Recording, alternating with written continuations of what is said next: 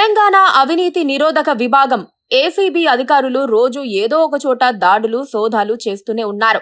తాజాగా హైదరాబాద్ లో మరోసారి ఏసీబీ అధికారుల సోదాలు మొదలుపెట్టారు. ఆదాయానికి మించిన ఆస్తులు కూడబెట్టారన్న ఆరోపణలపై జయశంకర్ భూపాలపల్లి జిల్లా భూగర్భ గనుల శాఖ ఏడీ జయరాజు ఇళ్లలో ఏసీబీ సోదాలు నిర్వహించింది.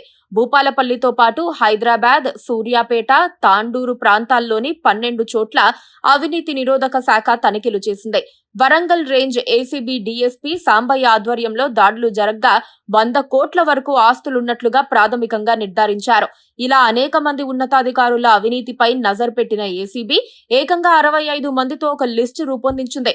వాళ్లంతా 100 కోట్లకు పైగా ఆస్తులకు పడగెత్తిన వారేనని నిర్ధారించుకున్న తర్వాతే ఏసీబీ ఒక జాబితాను తయారు చేసిందని పోలీస్ శాఖ వర్గాలు చెబుతున్నాయి. పక్కా ఆధారాలు సేకరించిన తర్వాతే ఏసీబీ రంగంలోకి దిగుతోందని ఆ శాఖ వాళ్లే చెబుతున్నారు. ప్రాథమిక సమాచారం ఆధారంగా అధికారుల అక్రమాస్తుల వివరాలను సేకరించిన ఏసీబీ ఆ చిట్టాను డిపార్ట్మెంట్ల వారీగా ప్రభుత్వానికి అందించింది. వీరిలో గత బీఆర్ఎస్ హయాంలో చక్రం తిప్పిన అధికారులతో పాటు ప్రస్తుత ప్రభుత్వంలోనూ కీ రోల్ పోషిస్తోన్న వారు కూడా ఉన్నట్లు తెలుస్తోంది. ఎట్టి పరిస్థితుల్లోనూ అవినీతి అధికారుల భరతం పట్టాల్సిందేనని, ఈ విషయంలో రాజకీయ ఒత్తిళ్లకు తలొగ్గవద్దని సీఎం రేవంత్ రెడ్డి స్పష్టం చేయడంతో ఏసీబీ వరుస దాడులతో బెంబేలెత్తిస్తోంది. వీరిలో ఇప్పటికే 10 మందికి పైగా ఆదాయానికి మించిన ఆస్తుల కేసులో అరెస్ట్ చేసి ఏసీబీ కోర్టు ముందు నిలబెట్టింది. ఏసీబీకి సర్కార్ ఫ్రీ హ్యాండ్ ఇచ్చింది. కానీ గతంలో మాదిరి కాకుండా అవినీతి అధికారులను పక్కా ఆధారాలతో చట్టం ముందు నిలబెట్టాలని, వారికి పడే శిక్షలను చూసి మిగిలిన అధికారులు లంచాలు, కమిషన్లంటేనే వణికిపోవాలని సీఎం రేవంత్ స్పష్టం చేశారు. దీంతో ఏసీబీ చాలా జాగ్రత్తగా అడుగులు వేస్తూ వచ్చింది. ప్రజల నుంచి వచ్చిన ఫిర్యాదులు, ఇంటెలిజెన్స్, విజిలెన్స్ ఇచ్చిన సమాచారాన్ని క్రోడీకరిస్తూ 65 మంది అధికారులతో హిట్ లిస్ట్ తయారు చేసింది. వీరిలో revenue, police, RTA, GHMC, electricity సహా ప్రజలతో ప్రత్యక్ష సంబంధాలు కలిగిన ఇతర కీలక విభాగాలకు చెందిన ఆఫీసర్లు ఉన్నారు.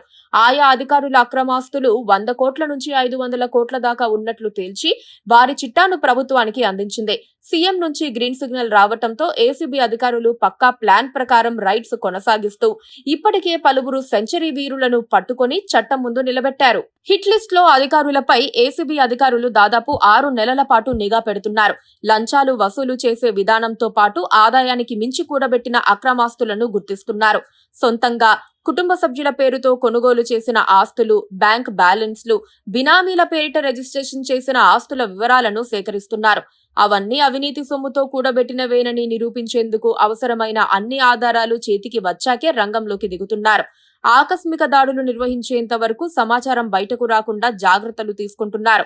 సోదాల సమయంలో పూర్తి వీడియో రికార్డ్ ద్వారా సాక్ష్యాధారాలను కోర్టుకు అందిస్తున్నారు. అలాగే సంబంధిత అధికారుల అక్రమాస్తులపై ప్రభుత్వానికి నివేదికలు కూడా పంపుతున్నారు. అవినీతి నిరోధక శాఖ అధికారులు చేసిన దాడుల్లో పెద్ద చేపలు, తిమింగలాలే దొరికాయి.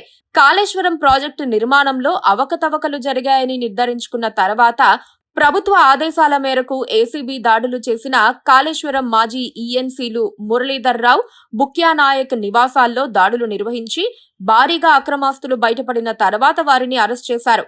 కాళేశ్వరం ప్రాజెక్టు కార్పొరేషన్ ఎండీగా పనిచేసిన బి హరిరామ్ ఆస్తులను కూడా జప్తు చేస్తూ ఉత్తర్వులు జారీ అయ్యాయి.